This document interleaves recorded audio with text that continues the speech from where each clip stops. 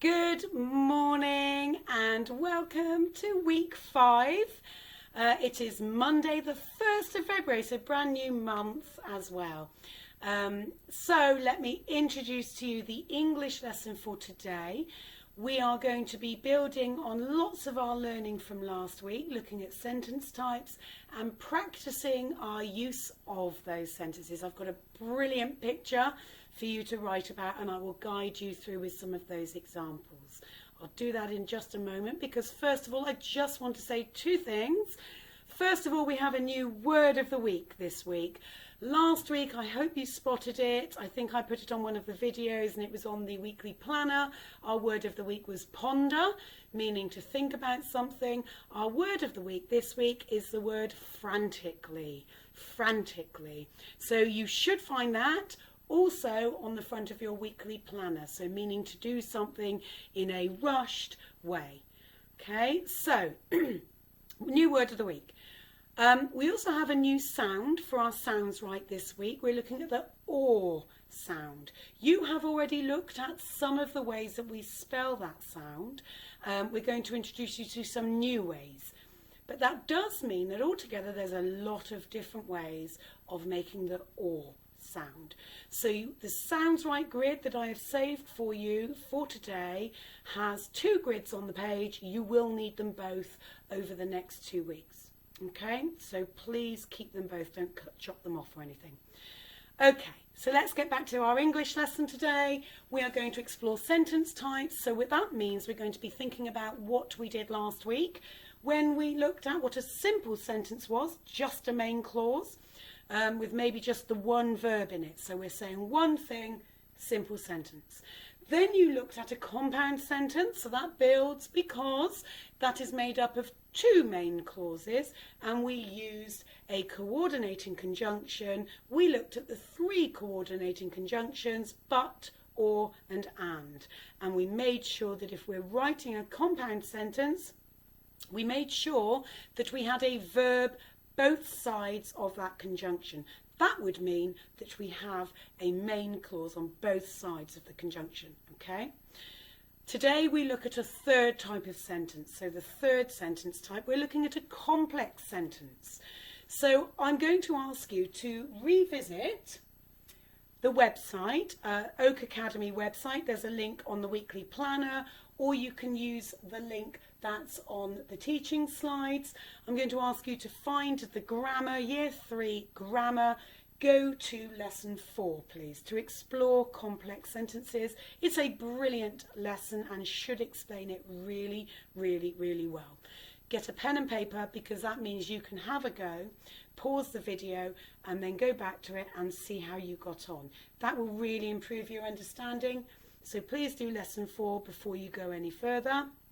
When you've done that, come back to the teaching slides and you will see we've got this brilliant picture, amazing picture of these dragons. It's very dramatic. There's all sorts going on in this picture. However, I'm not going to ask you to write a description on it, not today. You can do if you want, but that's not your learning. Your learning is to focus on those 3 sentence types.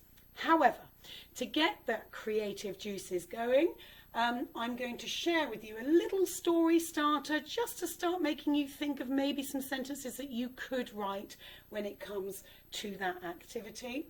So let me read to you what I've got for this picture. It's called "This Was Their Favourite Time of Day to Fly."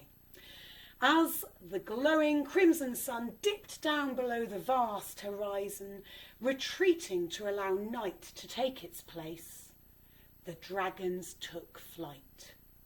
The sky looked beautiful. Wisps of pillow-like clouds seemed to part in front of them as they flexed their powerful wings. Like sails from ancient ships, the wings beat in the dying embers of the sun's fire, embracing what little warmth remained. Thousands of tiny scales that covered the beasts' bodies glistened like rubies in the dazzling light.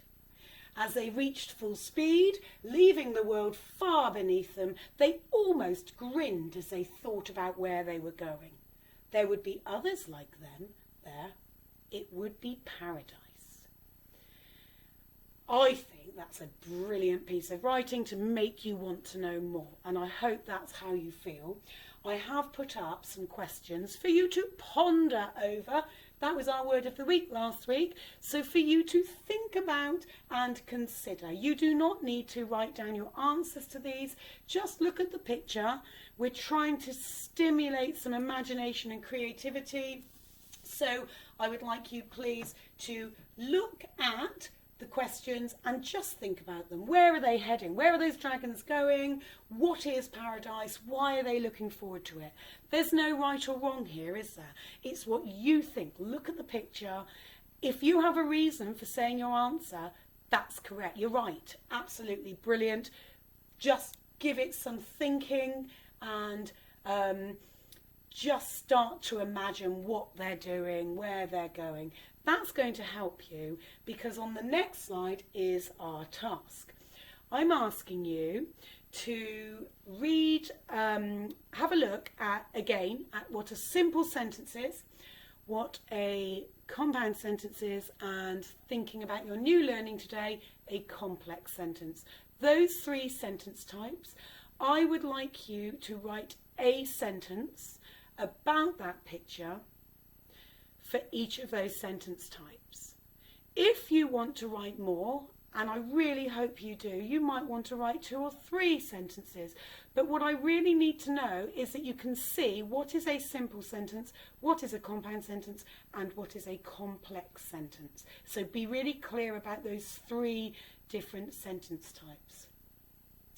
I have given you some examples, so just move my screen a little bit so you can fully see it. The first example, we're looking at a simple sentence. In blue here, it's just one main clause. It's got one verb in it. The dragons were flying. So a really simple sentence, nothing fancy in it. I could have put some adjectives, I could have put some adverbs in there. It would still be one main clause. I could have said, the dreadful dragons were flying high. I could have said, the dreadful dragons were flying frantically. I could have said that. That means I'm putting in extra detail with my adjectives and adverbs, but I'm not actually changing the sentence type. That's still one main clause. Have a go at doing that yourself, and if you want to put in those adjectives and brilliant descriptive writing, go for it, but stick to one main clause. Simple sentence. Then have a go at doing a compound sentence, which is made up of 2 main clauses joined together with the coordinating conjunction but, or and. My example, the dragons were flying and they were heading straight for paradise. My second clause makes sense. It is a main clause on its own, just like my first one. The dragons were flying, full stop. That is a good sentence, makes sense. They were heading straight for paradise. That is a sentence, it makes sense. It has its own clause, it has its own verbs. So by joining them with my coordinating conjunction, it's like 2 equal parts, main clause, I have my compound sentence. Have a go at 1 or more examples of that. Then the third type, this is your learning from today about the complex sentences. Using a main clause, of course, we need that in our sentence, but you're going to add a little bit extra. You're not going to add a full main clause. You are going to add some extra detail, and you're going to use a subordinating conjunction. The subordinating conjunctions that we are talking about are words like when, words like if, words like as. And I'm looking up because above my screen, those of you in Lilac will know that we have a monster above our screen. I hope you can see it. It's sort of shining in the light, but it's I saw a wabab. And those letters each stand for a subordinate conjunction that you could use. So if, since, as, when, although, while, after, before, until, and because. So you are familiar with subordinate conjunctions, although I know that on the video that you've just watched, the teacher suggests sticking to 3 for now. So I've come up with mine. I've come up with the with a sentence that includes the subordinate conjunction when. My main sentence, my main clause is, the dragons picked up speed, meaning they're getting faster. The dragons picked up speed. Could put a full stop there, that's a main clause, simple sentence. However, I've added my subordinate clause, my extra bit of information, and it says when they thought of what was to come. So the bit that I've underlined is my subordinate clause, and this word here is my subordinate conjunction. The rest of that sentence is my main clause. I could pick up my subordinate clause and put it at the beginning of my sentence. That would still make sense and is a really good way of adding variety to your writing, and I do want to see that if you can. So that would say, when they thought of what was to come, comma, the dragons picked up speed. So have a go at varying the clauses in your sentence so that you try some at the end but also some at the beginning. Do at least 3, one for a simple sentence, one for a compound sentence, one for a complex sentence, but do more if you can. Have fun with it and be creative. Right, that's all for today. Enjoy, and I will see you tomorrow. Bye.